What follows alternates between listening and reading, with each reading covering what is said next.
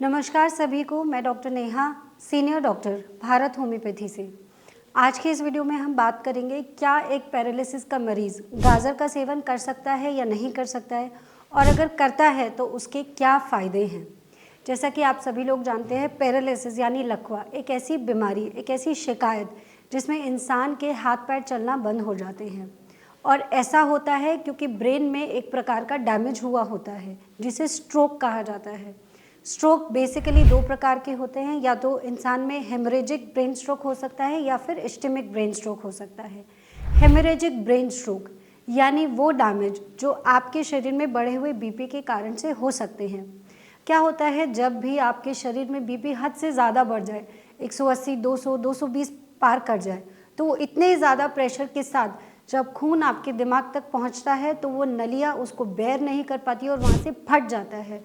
फटने के बाद वहाँ जो खून फैलता है, उस खून की वजह से वो ब्रेन टिश्यू डैमेज हो जाता है। इस प्रकार की समस्या को हेमरेजिक ब्रेन स्ट्रोक कहा जाता है। अब हम दूसरे स्तर पे बात करते हैं इस्केमिक ब्रेन स्ट्रोक के बारे में, यानी कि जब भी खून का बहाव रुक जाए, किसी भी प्रकार का उस नली में रुकावट आ जाए, और अधिकतर ऐसा बढ़े हुए कोलेस्ट्रॉल या फिर किसी न किसी थक्के की वजह से होता है। जब इस प्रकार का डैमेज हो, उसको हम इस्केमिक ब्रेन स्ट्रोक कहते हैं। अब आपको पैरालिसिस किस प्रकार का होगा, पूरी बॉडी में होगा या फिर आपकी आवाज़ जाएगी या एक साइड का बॉडी का पैरालाइज हो जाएगा, ये इस बात पे निर्भर करता है कि आपके ब्रेन में किस जगह और कितना टिश्यू डैमेज हुआ है। कई बार क्या होता है, इंसान के सिर्फ अपर बॉडी पैरालाइज होती है, यानी कि दोनों हाथ चलना बंद कर जाते हैं। कभी कभी शरीर का आधा अंग ठीक से काम नहीं करता, जिसे हेमी पैरालिसिस कहा जाता है। बहरहाल कोई भी सिचुएशन हो, आपको अगर लकवा की शिकायत हुई है तो जितनी जल्दी आप उसकी रिकवरी में आप ध्यान दें, उतना ज़्यादा चांसेस ऑफ इम्प्रूवमेंट होता है, उतनी अच्छी रिकवरी आती है। अच्छी रिकवरी के लिए सबसे ज़्यादा इम्पॉर्टेंट है राइट और टेक्निकली करेक्ट एक्सरसाइजेज, सही समय पे सही तरीके की एक्सरसाइजेज को करना। दूसरी सबसे अहम चीज़ है आपकी डाइट। डाइट में आपको ऐसा खाना खाना है जो बहुत प्रोटीन, बहुत मिनरल्स और बहुत ऑक्सीडेंट से रिच हो। ऐसी चीज़ों में आपको हाई प्रोटीन, हाई आयरन और हाई बी कॉम्प्लेक्स डाइट लेनी होती है। और अब जब सर्दियों का मौसम है तो इस मौसम में गाजर आपको मार्केट में अधिक से अधिक मिलेगा, स्पिनच आपको अधिक से अधिक मिलेगा, और साथ ही साथ बीट रूट आपको बहुत अच्छे अमाउंट में मिलेगा। अगर हम स्पेसिफिकली गाजर की बात करें तो वो लकवे के मरीज़ के लिए बहुत फ़ायदेमंद हो सकता है। ये तो सभी लोग जानते हैं कि गाजर में विटामिन ए का कंटेंट बहुत अच्छा होता है।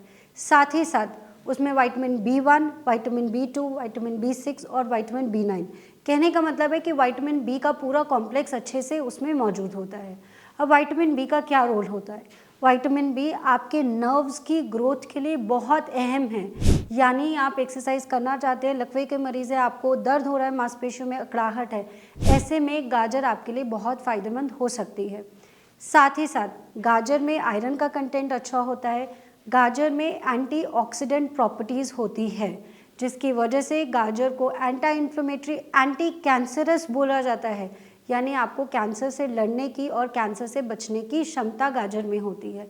तीसरी सबसे अच्छी चीज़ जो गाजर में होती है वो होती है इम्यूनिटी इन्हांसिंग प्रॉपर्टीज़, यानी कि आपके शरीर में किसी भी डिजीज़ से लड़ने की जो पावर होती है, जिसे इम्यूनिटी बोलते हैं, उसको इन्हांस करता है, बढ़ाता है।